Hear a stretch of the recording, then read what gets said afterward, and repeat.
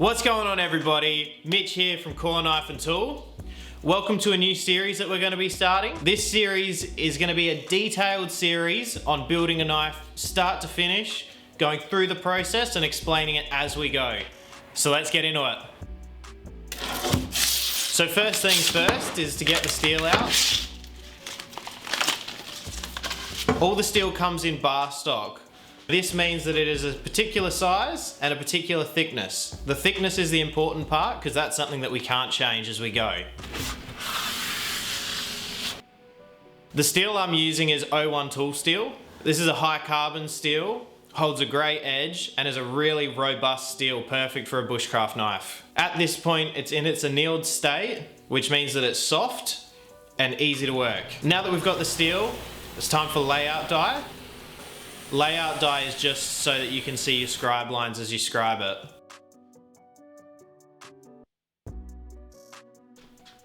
Here is the template for my design of the Bushman.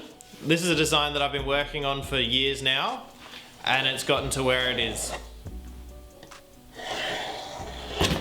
I just run the scribe around the template, and then go through and center punch all the holes, ready for them to be drilled out.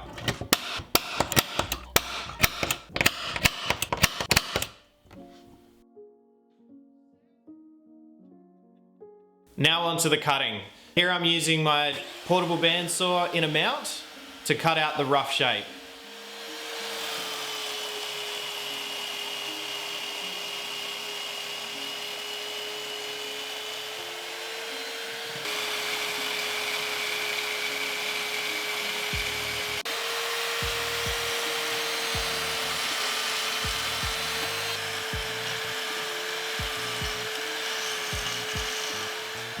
After it's all cut out, the next step is to go onto the belt grinder.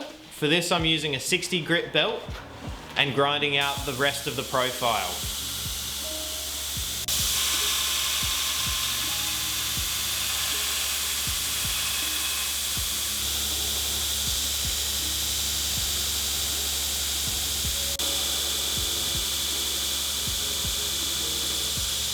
Once I've got the profile of the knife ground out, change over to a 36 grit belt and rough in the bevel. The reason why I do this is because now in its annealed soft state, it's a lot easier to grind out on the knife, and it's also a lot easier on the abrasives.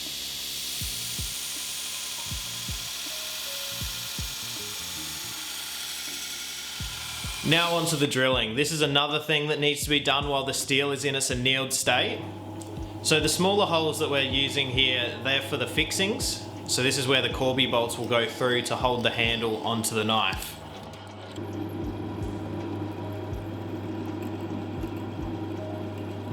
The large holes are to reduce weight in the knife a little bit, and also so that when the knife is epoxied together, as the two scales come over the knife, there'll be spots where the epoxy will travel from one handle scale through the blade and then onto the other handle scale to ensure that it's got the best fix as possible.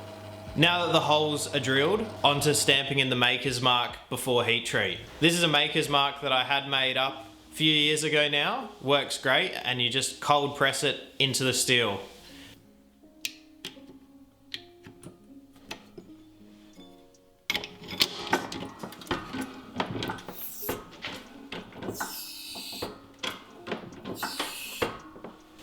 Using a maker's mark like this gives you a really deep maker's mark that over the years will never come off.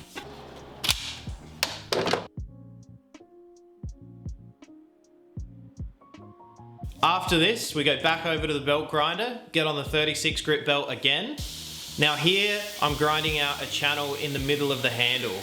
This, again, reduces weight a little bit, adds some really nice key with that aggressive 36 grit belt.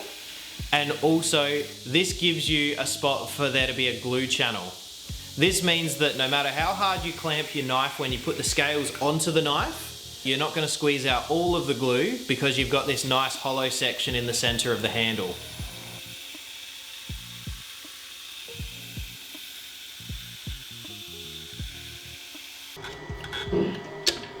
After this, move on to a 180 grit belt.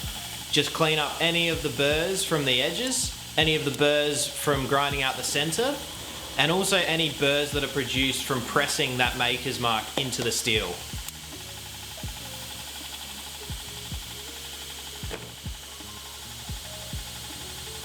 Thanks heaps for sticking around, everybody. If this is something that you enjoyed and something that you found informative, hit the subscribe button. In the next video, we're going to be starting off with heat treat, and we're going to be continuing the process through.